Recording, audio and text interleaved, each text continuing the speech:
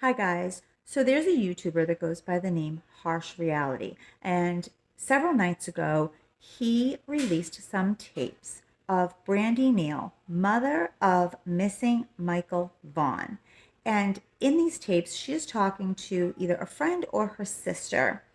And the tapes are really interesting. So Brandy is talking about how the police will want to talk to Tyler, which is Michael Vaughn's father.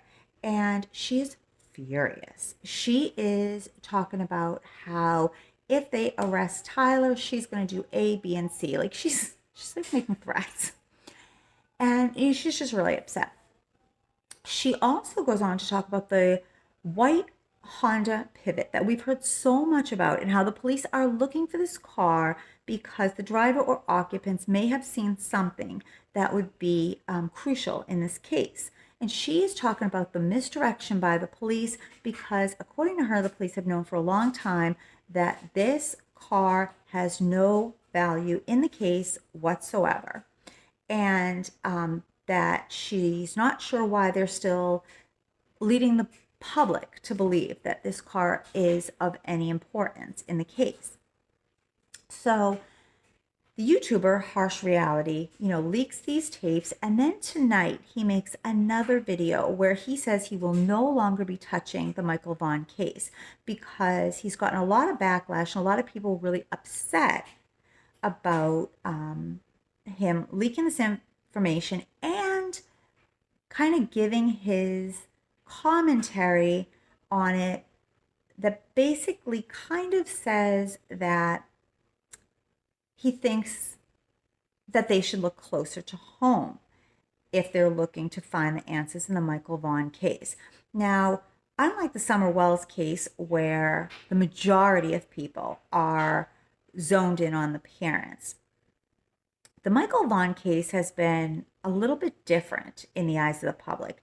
It is very much believed that Michael was abducted, and Brandy in particular has a huge amount of support from the public, including myself. I don't believe in any way, shape, or form that Brandy was involved or that she knows anything that would be damning in the case towards her boyfriend or husband, Tyler Vaughn. With that said, I think that this YouTuber, Harsh Reality, and hopefully he will see this, I'll probably tag him in the description. Do not stop.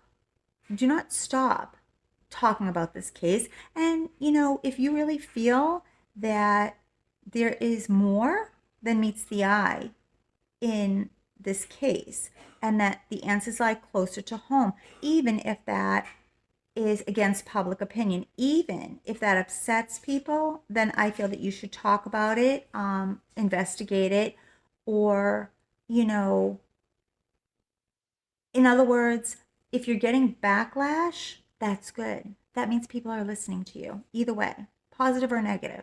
Because as a reporter, as a journalist, as a YouTuber, as a detective, as a police officer, you cannot just look at one side of a case. Every person in a case must be scrutinized. Every angle of a case must be thought out. And even if I have an opinion, like in the Summer Wells case, of what happened, that doesn't mean that I don't explore all the other possibilities.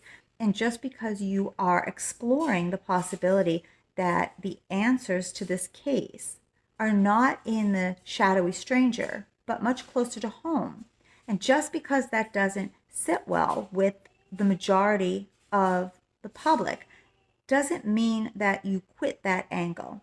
Because what if at the end of the day, you're right? So here's some things about the case, the pros and cons of the abduction theory. The search dogs did trace Michael's scent to the end of the street. And so that could lead us to say the possibility of abduction is very high. But then again, the search dogs did trace Summer's scent to the dog walk, and that hasn't stopped people from thinking that the parents are guilty. If little Michael was wandering around, his scent could be at the end of the street. Now I guess it stops there, which is why they think he was then put in a car. But, we have that with the Summer Wells case too.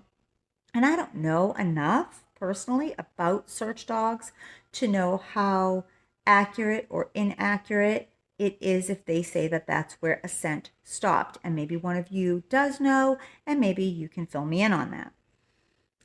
There is a tiny discrepancy in the timeline. So we have neighbors saying that they last saw Michael at 6:30, and they seem pretty sure of that time, and that they watched him walk back home. But father says that he went to change the diaper, I believe, at 6:40, and that Michael likely disappeared somewhere between 6:40 and 6:50. Now, keep in mind that doesn't really mean anything, because we don't know that Michael didn't come back and then leave again, Anything is possible in this case. It is possible that Michael was abducted by a stranger who saw a little boy outside, saw no adult, and took a sick opportunity. It is also possible that Dad was overwhelmed. He was with the kids. He was no longer working. He was in charge of watching the kids. There was a very small child. And so maybe he was tired. Maybe he was overwhelmed. Maybe Michael left the house and he wasn't supposed to. And maybe he did return. And maybe Dad was very upset with him. There is any kind of possibility because the child hasn't been found. So everything is still on the table. That does not mean that I'm saying that Tyler is guilty. I'm saying everything is on the table, and it is not fair to Michael to take any possibility and put it to the side until he is safely returned. And I would think that the parents would welcome all angles to be looked at, because until everything has been ruled out, or until that child returns home, there should be no end to looking, searching, and investigating every possibility. And, as far as Brandy wasn't home. Brandy is listening to what the man that she loves, the father of the child, is telling her. And I'm sure that she has faith in him. I'm sure that she has loyalty to him. And I'm sure that she doesn't believe for a second that he would hurt Michael. And maybe he wouldn't. I'm a little different. Okay? I'm a little bit different than Brandy, because I will tell you this. If my child, who is 5 years old, goes missing, I don't care if you are my mother, brother, lover, husband, or friend. If you were the last person with my child, you are a person of interest to me until my child is home. But that's just me. So my heart aches for Brandy. I think that we can rule any involvement out as far as she goes 1,000%, because she was at work. And it can be proven that the call that came that said that Michael was missing happened while she was at work. So we know that she was not involved. And I think that she, at this point, has 1,000% belief in Tyler. But we shouldn't. You get what I'm saying? We shouldn't. And not because we even think that he's guilty, but because he was the last person that we know of that was with the child, if we listen to his time frame. Now, if we listen to the neighbor, then No, he wouldn't have been the last person to see the child. It would have been the neighbor. So, you know, um, there are multiple timelines and they're not huge. Okay. The times don't vary by a huge amount, but just enough that it puts two different people as the last person to see him. And that in itself is critical, even though the time itself is not a huge time frame. So my bottom line here is to harsh reality. Don't stop, because you might be onto something. And if you're not, hey, you were still doing your due diligence. You came across information, you came across recordings, and they are important. And yes, it's unfortunate. It's unfortunate for Brandy. It's unfortunate anytime something like this happens.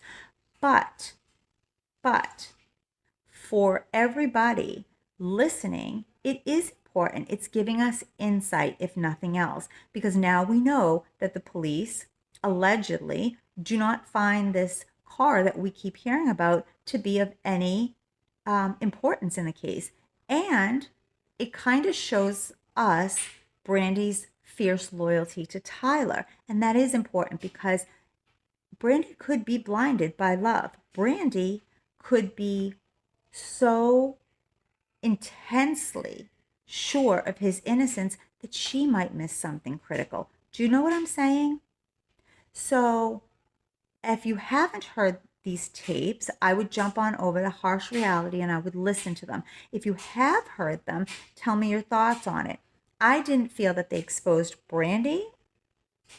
From what I've heard so far, I don't believe that they exposed Brandy in any kind of way, because she just sounds like somebody who is very upset and very angry at the thought that the police want to talk some more to Tyler, or um, that she's scared and pissed at the thought that he could be arrested because she wholeheartedly believes that her son was abducted. So I didn't walk away from it thinking, ooh, Brandy. I didn't. And I don't even really know that much about Tyler, to be honest. I mean, Brandy's like this huge open book who, puts herself out there all the time to be interviewed, to be critiqued. And Tyler's pretty silent. Now, I have heard that allegedly he is really struggling mentally and emotionally because he feels so guilty that he took his eyes off Michael. And, that could be legitimate. But my advice to him, for all that it's worth, is you're going to have to put that aside and you're going to have to start talking. I mean, you don't have to.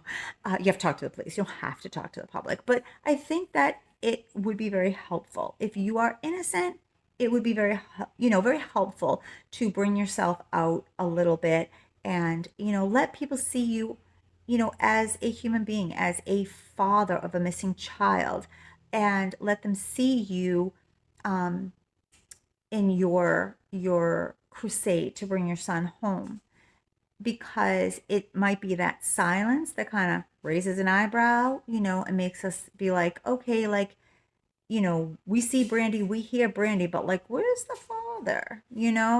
What do we know about him? He was the last one with the kid and we never hear from him. So, and not everybody's made for the public eye because it can be brutal. And I get that. I get that. I don't even know how I would act if something like this happened to me, because it's easy to say, get out there and, plea for your child's safe return. But, the public is brutal. So, I get it. I do get it. I don't know. Maybe if I was just like that grief stricken and feeling that awful that I was the last person with the kid, I'd probably just ball up like a turtle and lock myself in the house. I don't know. I don't know, because I've not been in that situation. And I try to say that all the time. I've never been in that situation. It's really hard to say what I would do or what they should do. But, with the speculation and with the heat on a little bit now, with these tapes and different things coming out, it might be time for him to be a little bit more visible in the case. What do you guys think? Or like, no, he shouldn't have to. You know, he's got nothing to prove to us. Like, I don't know. Tell me what you think. Tell me what you think about harsh reality and if he should shut it down with these cases, or you think, oh no, no, no, no, no. We don't have to agree with you, but like, you know, you keep plugging away and you tell us what you're thinking, and you know, you dig a little deeper if that's the direction that, you know, your nagging feeling is taking you. So let me know what you think about all that. Okay, guys? I'll see you later. Bye.